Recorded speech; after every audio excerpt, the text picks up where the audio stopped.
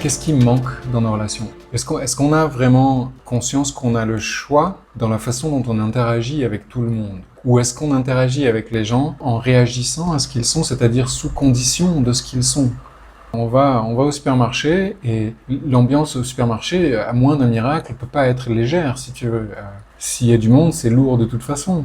Parce que chacun est dans sa petite boîte, avec les yeux rivés sur ce qu'il cherche. Si je prends ça en compte en me disant, voilà, la condition dans laquelle je vais interagir avec les autres, c'est ça. Est-ce que je me rappelle que j'ai encore le choix de changer cette manière d'interagir avec les autres? Est-ce que je me souviens que selon l'attitude que je vais moi choisir d'avoir, l'énergie que je vais moi choisir d'être, la curiosité, l'ouverture que je vais moi être à ce moment-là, est-ce que j'ai conscience que je vais pouvoir transformer mon environnement? C'est ça, les relations, comme on les entend dans cette classe. Qu'est-ce qu'on est capable d'être en relation avec qui que ce soit, qui transforme l'interaction, qui transforme la situation? Quand une caissière ou un caissier travaille depuis 3-4 heures et qu'il a vu que des personnes qui n'étaient pas présentes, qui disaient merci et au revoir comme un disque sans même avoir la moindre attention pour véritablement rentrer en contact avec cette personne, et que d'un seul coup elle rencontre quelqu'un qui lui pose une question, qui lui demande comment ça va vraiment, ou qui reconnaît quelque chose, qui fait « Ah, vous avez une difficulté avec ça » ou « Ah, vous faites bien ça » ou « Ah, ouais, c'est pas mal ce que vous avez là, il est bien votre machin ».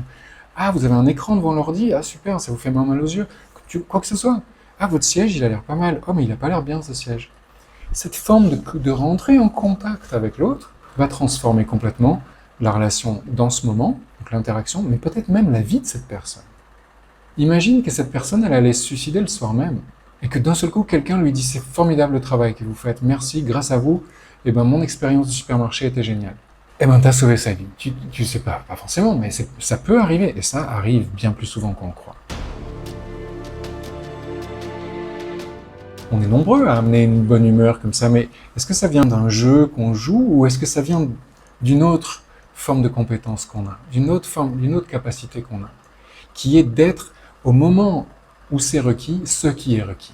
Et non pas, je vais jouer le léger et le joyeux, je vais parler à tout le monde, ouais, mais je cache quelque chose là. Les autres, ils sont pas dupes. En fait, ce que tu amènes souvent, c'est bon. Tu leur enlèves en fait de la confiance, parce qu'ils vont prendre le point de vue que bah voilà, encore un joyeux. Non, c'est en étant disposé à être ce qui est requis sur le moment. Et ça, c'est magique. Et ça, c'est dans les administrations, dans les aires d'autoroute, dans les supermarchés, au travail, en famille, chez les amis, où que ce soit, dans la rue, dans n'importe quel magasin, dès qu'il y a une interaction avec qui que ce soit, et même sur la route en voiture.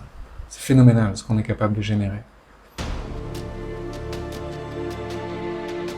Donc ce qu'on va voir, c'est ça.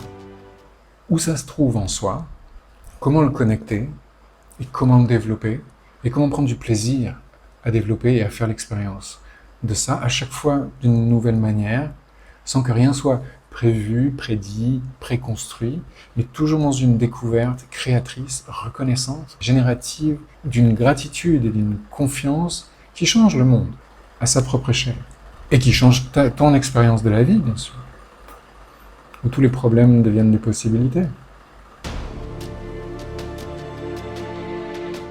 C'est une manière d'inclure ton environnement, pour reconnaître qu'il y a des ressources, où que tu sois, quoi que ce soit, quelles que soient les soi-disant conditions apparentes, tout est une ressource pour toi, et si tu la reconnais pour toi, ça le devient pour l'autre. Donc ça inclut tout, ça va inclure aussi tes relations de voisinage, tes relations familiales, qui sont un peu plus exigeantes. Ça inclut ta relation éducative avec tes enfants, quel que soit leur âge, ton rôle de mère ou de père, une nouvelle relation avec toi-même qui va te permettre d'avoir une nouvelle relation en tant que mère ou père, et aussi en tant que fils ou fille, quel que soit ton âge. C'est le début.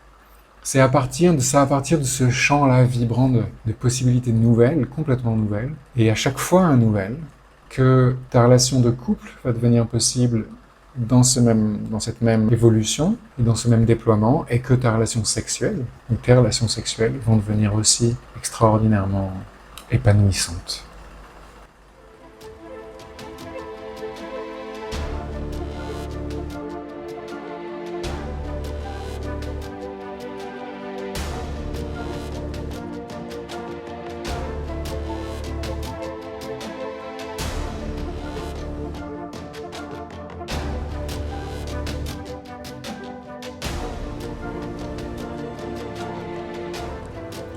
Et donc la marmotte, elle met le chocolat dans